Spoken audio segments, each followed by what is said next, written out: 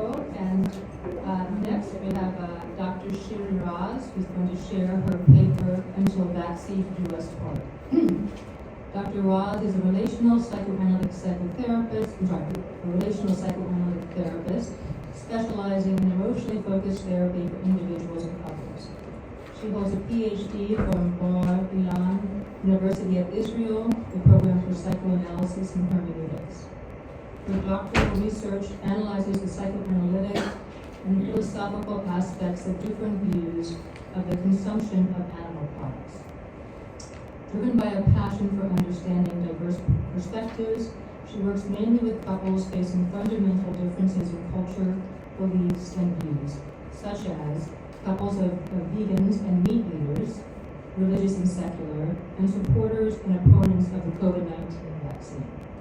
She's a fervent animal rights advocate, using her platforms to raise awareness and promote compassionate living. She's a public speaker and a writer of the column Veganism on the Couch, featured on the Haaretz Israeli newspaper website. Okay.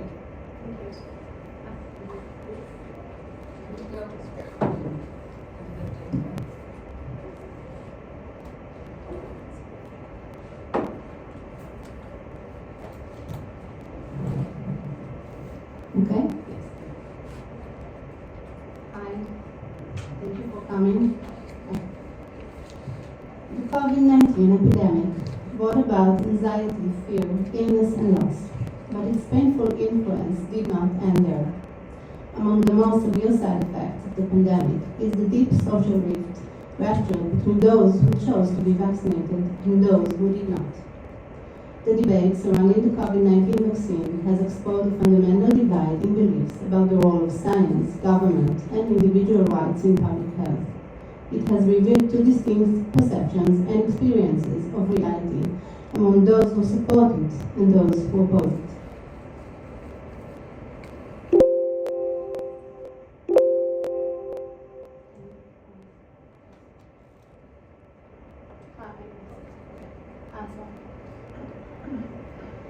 Vaccine supporters believe it was vital in combating the virus and safeguarding public health. They had and still have faith in the scientific community and the regulatory bodies which have approved the vaccine. They view the choice to be vaccinated as an act of social responsibility, one that is necessary to protect the most vulnerable members of society. In contrast, opponents of the COVID-19 vaccine view the situation through a lens of skepticism and mistrust. They believe the vaccine was a product of self-serving interests of the pharmaceutical industry and the government, and they expressed deep-seated concern about its safety and efficacy. They felt the vaccine was being forced upon them at the time, and their rights as individuals were brutally infringed. Unvaccinated individuals faced considerable challenges at the time, as they could not attend school, university, or workplaces. In addition, unvaccinated individuals were ostracized and condemned by the media, their friends, and even their family members. Many of these unvaccinated individuals are currently unable to see the world or the country in which they live in as they did before COVID-19. They have lost faith in them. The feelings of condemnation are burned in their hearts. For example, during the current mass civilian uprising in Israel, which has risen to protest against the government's efforts to undermine the foundation of democracy, unvaccinated individuals who perceive themselves as victims of the government's green-out mandatory vaccine policies are unable and unwilling to take part in the process. In their eyes, democracy was already destroyed a long time ago. In the words of B, a 46-year-old female patient. I and thousands like myself did not vote in the last election because we do not sign contracts with politicians who exercise dictatorship. So today, we do not go out to demonstrate and demand democracy because, as far as I'm concerned, it died 3 years ago. So this time, I will not lend a hand. I just can't. Vaccinated relatives of unvaccinated individuals also experience challenging dilemmas, As the disease spread, they felt a genuine apprehension about being close to them. They could not understand and were increasingly frustrated their loved one had chosen to endanger themselves and them. A 33-year-old patient in a session of couples therapy with his unvaccinated wife said, "I pray that when our daughter gets sick, she gets through it safely, because if God forbid something happened to her because I surrendered and agreed not to vaccinate her, I will never forgive my wife. And what's worse, I will never forgive myself." This divide between those who consider the vaccine a rescue science solution at a time of emergency and those who experienced it as a coercive and dangerous means of control widened between family members, colleagues and friends at every level and every class of society. Each party perceived the other as blind captive of false and misleading beliefs, as a danger to themselves and others. Unvaccinated people felt denounced and discriminated against, while their friends felt terrified and directly endangered by them. Families were divided, years of friendship and good neighborly relations fell apart. This social rift created by the COVID-19 vaccine has left emotional and mental wounds for many who still struggle to regain mutual trust. Sadly, they have almost no source for help or professional solutions. The consensus surrounding the necessity of the vaccination had preemptively blocked any possibility of viewing the choice not to be vaccinated with neutral eyes.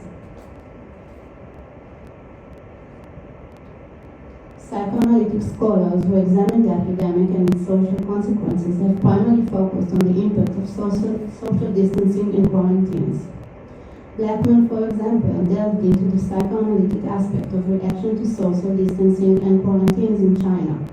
An article by Anant and Rajaskaran underscored the long-term mental health consequences of social distancing and quarantines. Only few scholars chose to address the debate surrounding the vaccine. While these scholars provide insight into the psychological aspect of the rift, they may not necessarily help bridge this. Most of these scholars share the mainstream narrative of the COVID-19 vaccine as a necessary means of eradicating the epidemic. Most are also explicit in condemning the perception of those who fear and oppose the vaccine as dangerous and delirious. Their viewpoint and recommendation, sadly, may even deepen the mutual divide and suspicion between the parties. For example, Georgi suggested that the concerned vaccine-hesitant individuals are paranoid anxiety and fictional constructs that need to be contained and managed. Meanwhile, Ratner and Gandhi suggested that psychoanalysis should prepare measures to deal with the denial mechanism of vaccine opponents. Vandenbos recommended that therapists set clear expectation of vaccination as an obligatory terms for in-office care. Azon emphasized the importance of understanding the psychological factors that contribute to the non-adherence to medical advice, including vaccine hesitancy, and suggested that psychoanalytic techniques can be useful in addressing these factors. Sadly, these views, although well understood from the vaccinated point of view, from the unvaccinated viewpoint can be described as judgmental, one-sided, dismissive, stigmatizing, coercive, and paternalistic. Either way, they are not an aid in bridging the rift, but serve to deepen it. However, this does not mean the psychoanalysis has no way to help deal with this and bridge this gap. On the contrary, the COVID-19 vaccine debate has highlighted fundamental differences in belief system and values. In this context, relational psychoanalysis and postmodern philosophy offer insight into how our beliefs and values shape our perception and experience, and how we can use this to understand and bridge the divide. Jessica Benjamin's Do and Done To concept offer a framework for understanding how the two perspectives of the vaccine interplay. This concept, as we know, posits that individuals or groups can be categorized into the doer and the done-to roles.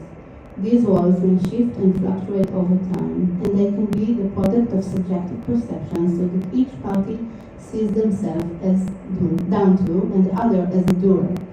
This description corresponds to the experience of frustration, injustice, pain, fear, and helplessness that each party experienced in the vaccine debate.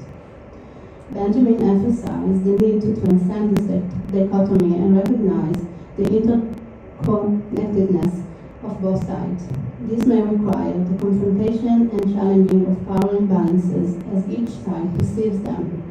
It demands us to recognize the genuine fear for one's life when in proximity to an unvaccinated family member or friend, as well as the genuine feeling of being forced to inject an untrusted substance while being condemned by all. This obligates practicing empathy and active listening while fostering mutual respect. Integrating Wittgenstein dark rabbit idea with Jessica's Benjamin Durand-Dante concept provides a nuanced understanding of the perception's role in power dynamic in relationship. Wittgenstein, seeing as concept, posits that reality can be interpreted differently based on subjective experience. This subjectivity in perception is relevant to mutual recognition, which is crucial to the process of healing the wound caused by the debate over the vaccine. It challenges to go beyond our own personal perceptions and feelings to understand and accept that the vaccine has become a symbol, a dark rabbit of a struggle between individual human rights and concerns for public health, between faith in science and skepticism towards it, between political affiliation and alliances and suspicion and mistrust of the government and the healthcare system. By acknowledging this subjectivity of perception regarding the COVID-19 vaccine, we can work towards understanding and empathizing with each other's perspective and experiences. Martin Buber's meeting of truth concept offer a path necessary for creating a fruitful dialogue between the two sides of the COVID-19 vaccine. Buber suggests two types of dialogue, I-thou and I-it. The former is characterized by a real empathic connection between two individuals, while the latter is more blocked and objectifying by nature.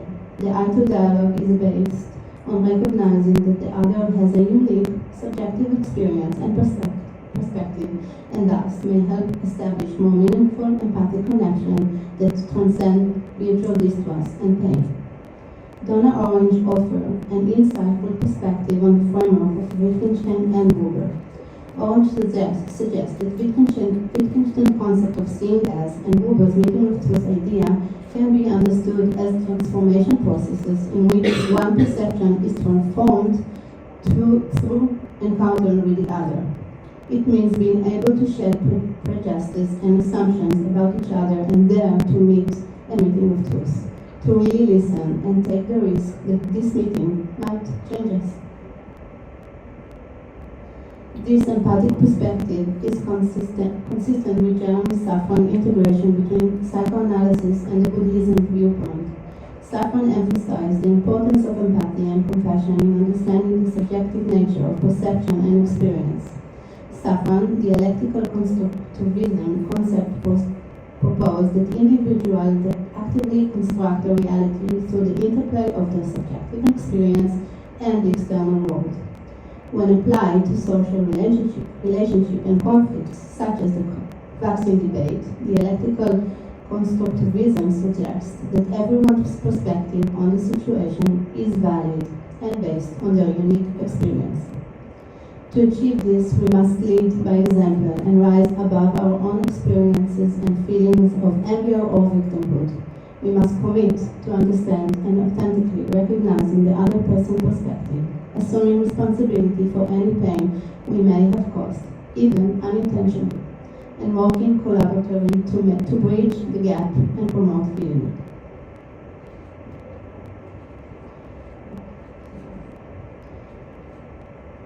Mutuality and partnership in creating the bridge are the keys. As Aaron and Richard put it, the healing of a relational rupture requires a delicate balance between the acknowledgement of the pain and disruption that the rupture has caused and the restoration of the connection between individuals. This requires a recognition of both of the interpsychic and the interpersonal factors that contributed to the rupture and a mutual commitment to do the repair of the relationship. Yair Sar, an Israeli psychologist and colleague who did choose to get vaccinated, published a post on social media that demonstrates this sense of empathic recognition. His words are a model for the path of restoration, mediation, and reconciliation requires to bridge the rift between us. He wrote this in relation to the demonstration in Israel. We have the opportunity to make the same mistake time and time again, don't we? Our friends refuse to join the protest. Not because they support the coup d'etat, but because they claim, now you decide to act, and ask, where were you 3 years ago? There are certainly some similarities between now and then. Our rights are being trampled upon with a rough hand, and it is no longer possible to believe that the government is working in our favor. Too many people around us support the move, sympathize with the government, and even call for violation of our rights. Those who are silent and do not protest are part of the problem. We must act now, and whoever is not with us is actually against us. Have you read these words before? These were also the words spoken by the opponents of the COVID-19 vaccine when they experienced the loss of trust in everything, in all of us, when they felt day by day, hour by hour, that we will not be them, and maybe even against them. We are all victims of coronavirus, period, whether we believe the reporters of the epidemic or not, whether we went to get vaccinated happily or with fear. Even then, I had much criticism about the government and its legal conduct, mainly regarding the tendency to categorize those who chose not to be vaccinated as refusers and anarchists. Does that sound familiar? Unfortunately, I'm not convinced I was decisive enough in expressing my criticism. To conclude, the social rift between proponents and opponents of the vaccine is a grave consequence of the COVID-19 pandemic. The emotional and mental wound has left for many will be challenging to heal without addressing its sensitivity in depth and from a multi-perspective viewpoint, integrating the concept of Wittgenstein, Benjamin, Buber, Orange, and Safran offers a framework for understanding the role of perception, empathy, transformation, and recognition in bridging the social rift caused by the debate over the COVID-19 vaccine. By recognizing the subjective nature of perception and interpretation, and daring to listen and understand each other's experiences, hopes, and fear, we may overcome our emotional injuries and create more just and respectful relationships.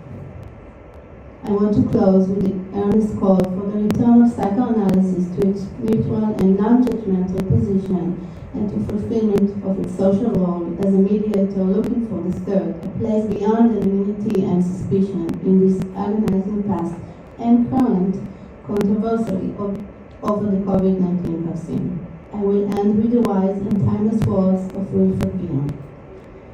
In the face of the epidemic, there is a danger that the social bond may be weakened and that citizens may become isolated, suspicious, and hostile to one another. The task of psychoanalysis in this context is to promote social cohesion by fostering greater understanding and empathy among individuals, and by providing a space where people can come together to share their fears, anxieties, and hopes for the future.